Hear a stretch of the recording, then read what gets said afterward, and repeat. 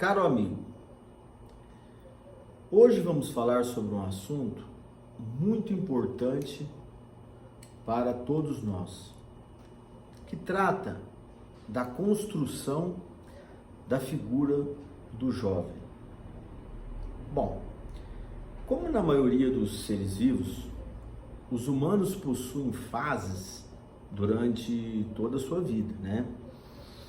De modo simplificado, essas fases elas podem ser divididas entre a infância, a adolescência, a fase adulta e a velhice.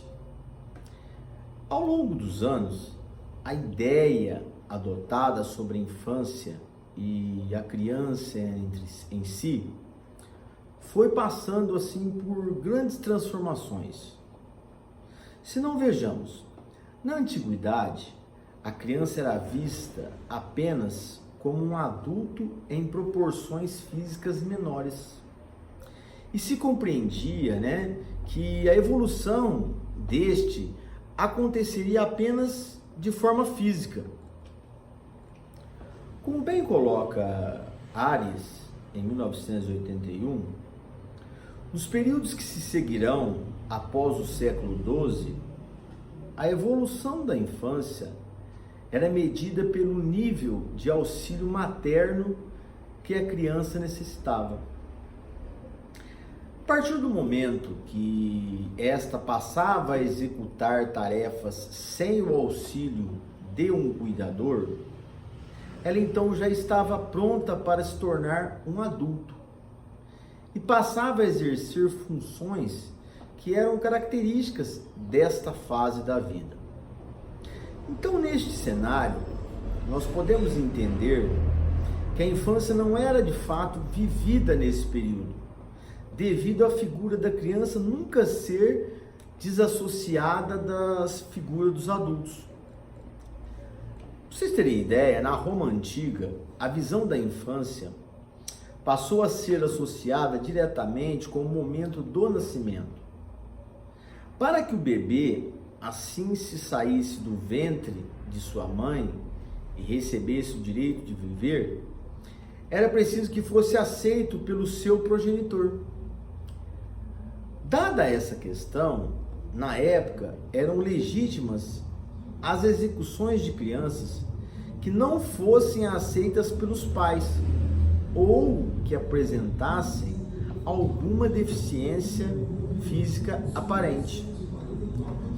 Então foi apenas no século XVIII, com o intermédio da Igreja Católica, que passaram a ser considerados atos de bruxaria o assassinato de bebês e crianças. Pode-se então, a gente afirmar que a Igreja Católica, enquanto instituição mediadora das ações morais e éticas dessa época, consolidou a imagem da criança como alguém que deve ser cuidado e protegido através da figura do menino Jesus. A criança passa a ser vista pela igreja e pela sociedade da época como um ser inocente que veio do céu há pouco tempo e por isso é detentor de sabedorias inacessíveis aos adultos.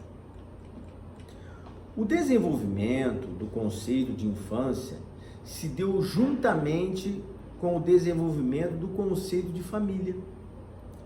Sendo a criança agora motivo de alegria da instituição social que é a família, de modo que a mesma passa a dever ser amada e educada. Nasce dessa nova concepção um novo costume, o de planejar a gravidez e o nascimento dos filhos.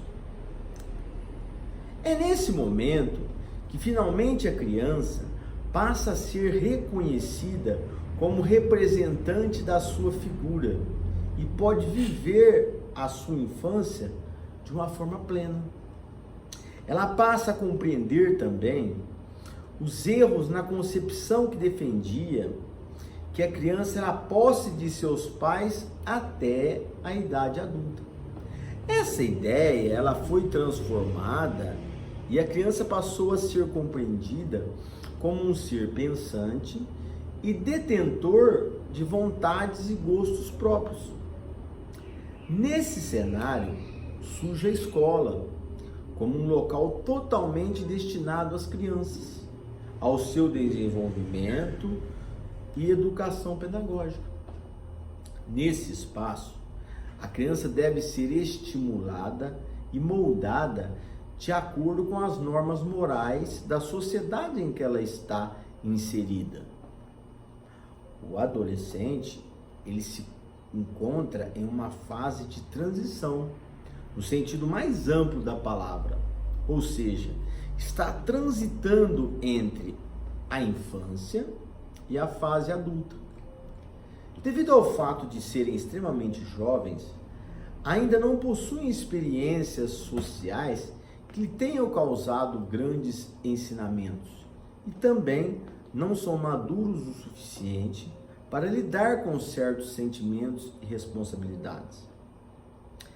As doenças de natureza psicológica vêm cada vez mais afetando os adolescentes e os jovens em geral. Então, esse cenário, ele é ocasionado pela grande ausência dos pais ou dos seus responsáveis legais, ocorrida ao longo dos anos. O mercado de trabalho atual exige uma grande atenção e consome muito tempo do dia dos cidadãos em geral. E isso faz com que os filhos não tenham a atenção que necessitam. Portanto, não são auxiliados quando estão passando por algum tipo de sofrimento emocional e psicológico. O período que corresponde à adolescência tem como características básicas ser uma fase de provação, ou seja, todo momento é solicitado que esse adolescente comprove e coloque em prática todos os ensinamentos que recebeu durante a sua infância.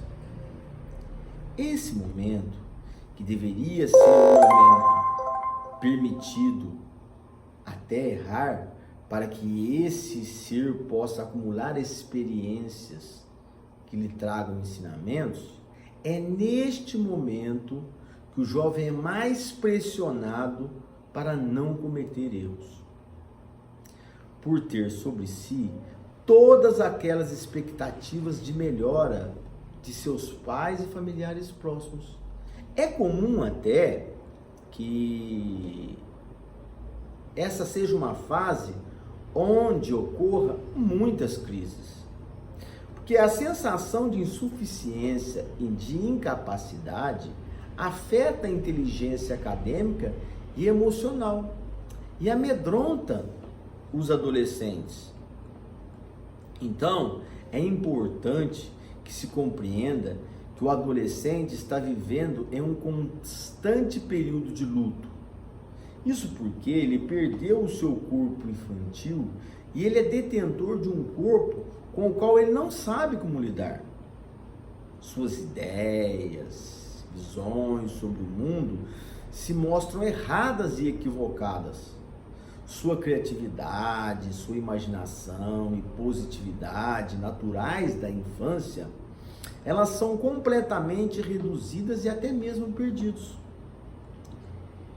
Bem como tem que lidar com a substituição dos sentimentos antigos por novas perspectivas que mostram confusas, como por exemplo a sua sexualidade, as relações amorosas, o meio acadêmico e a cobrança relacionada ao sucesso profissional que são impostas em um momento muito precoce. Dessa forma, gente, é extremamente complexa não só para o adolescente em si, mas para todos aqueles que convivem diretamente com o mesmo. Esse turbilhão de hormônios, mudanças e frustrações deixam os indivíduos com acessos de agressividade, o torna mais misterioso para com seus pais e com os adultos em geral, e as decepções que passa podem desencadear tristezas profundas e constantes. Então é nesse contexto que a ausência do auxílio dos pais ou dos responsáveis passa a ser função da escola e dos profissionais de educação que convivem com esses jovens, alertar os familiares para que busquem ajudas profissionais para essas crianças e para esses adolescentes.